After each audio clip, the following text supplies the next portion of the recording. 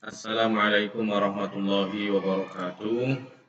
Anak-anakku sekalian di kelas 4 Syekh Abdul Qadir Al-Jailani. Alhamdulillah pada pagi hari ini kita dapat bertemu meskipun melalui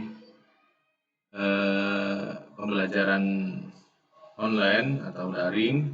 Anak-anak sekalian semoga selalu diberi kesehatan oleh Allah Subhanahu wa taala. Sebelum kita melanjutkan pelajaran pada pagi hari ini, marilah kita buka dengan berdoa bersama-sama.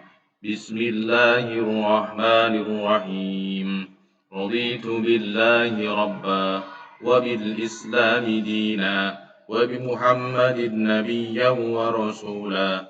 Rabbi zidni ilma warzuqni fahma. Amin ya rabbal alamin.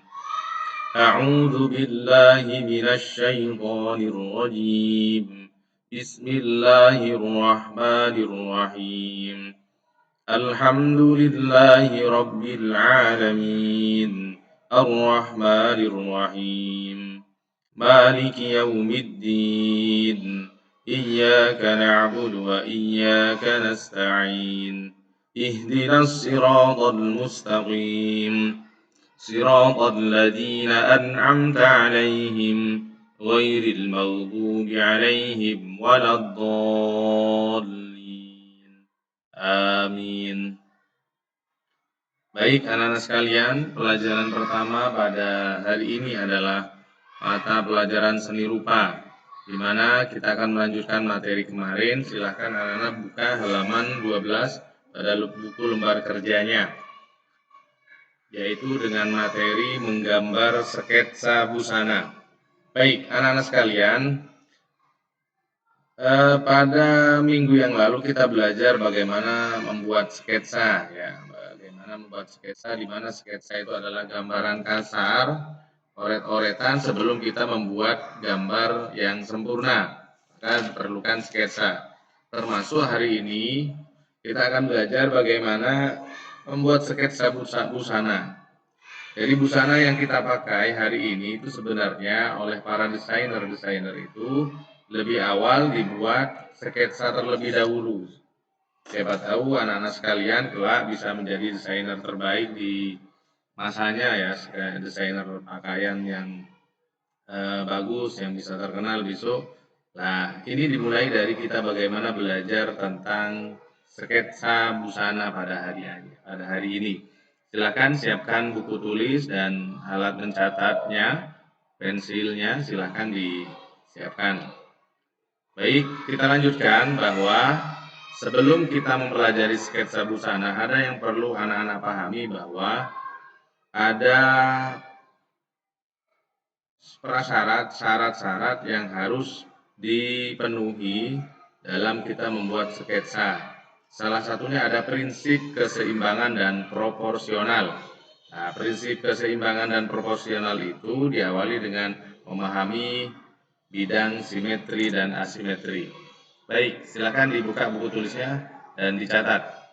Memahami pengertian bidang simetri dan asimetri. Apa yang disebut bidang simetri?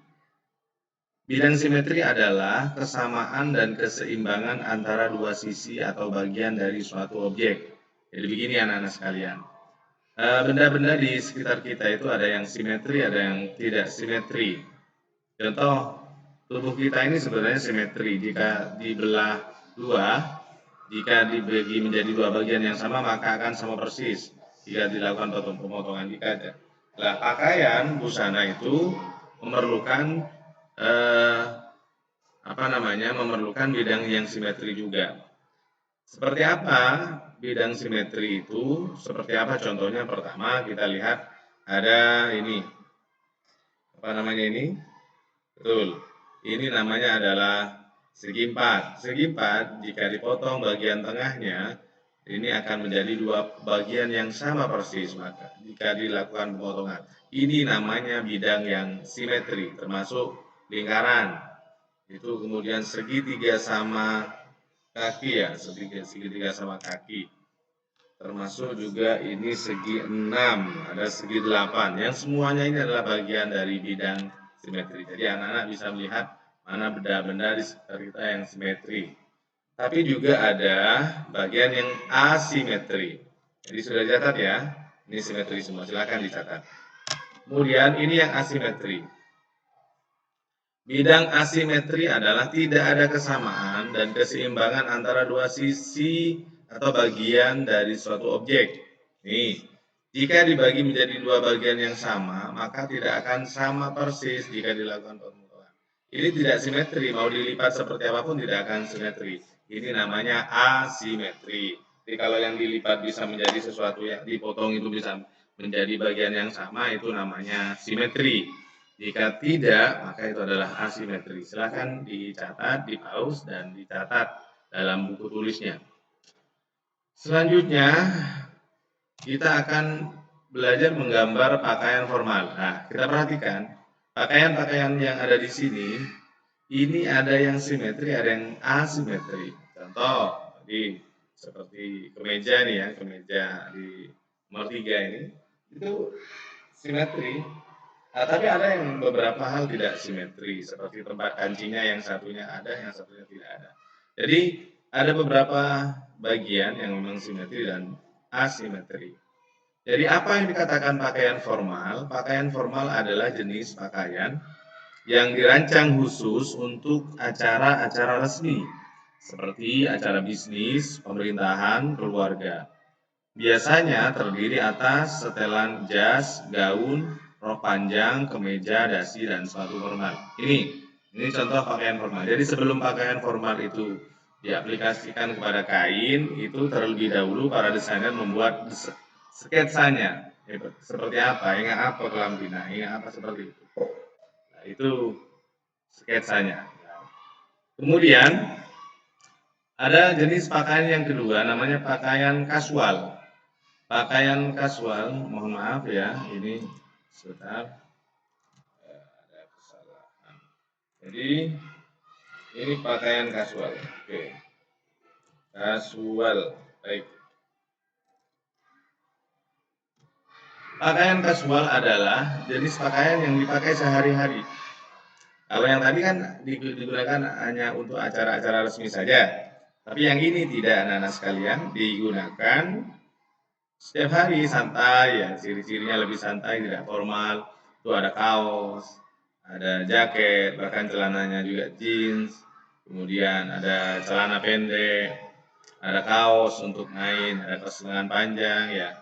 Kemudian yang untuk perempuan juga ada ya, apa itu? Baju santai ya.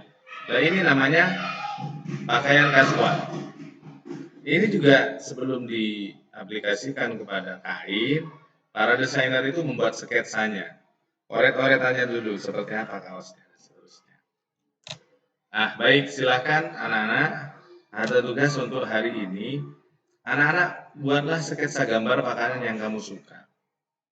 Jadi, kamu suka kaos misalkan, boleh silakan gambar sketsanya. Boleh memilih gambar yang ada di buku lembar kerja halaman 14, boleh. Memilih gambar-gambar ini boleh. Mana yang kamu suka dan menurut kamu bisa lakukan. Pilih satu saja gambarnya, satu aja. Misalkan dengan suka kaos ini, misalkan ya, kaos ini yang digambar. Buat sketsa gambar tersebut pada buku gambar, digambar pada buku gambar. Lalu tambahkan warna sesuai kreativitas anak-anak menggunakan krayon atau pensil warna. Hasil tugas dikumpulkan pada hari Rabu pekan depan. Pada hari apa ya? Hari Kamis ya. SBDP itu hari Kamis saja. Ya, hari Kamis pekan depan. Kita tunggu. Mudah-mudahan sehat semua dan dapat belajar dengan baik. Anak-anak mohon untuk tidak banyak bermain game ya di rumah. Anak-anak belajar membaca, kemudian belajar menghafal juz amanya, silakan ditambah hafalannya. Jangan lupa sholat yang 5 waktunya dan jangan pernah berani dan melawan kepada orang tua, harus taat kepada orang tua. Selamat beraktivitas. Allahumma fiq ila qomit thoriq. Wassalamualaikum warahmatullahi wabarakatuh.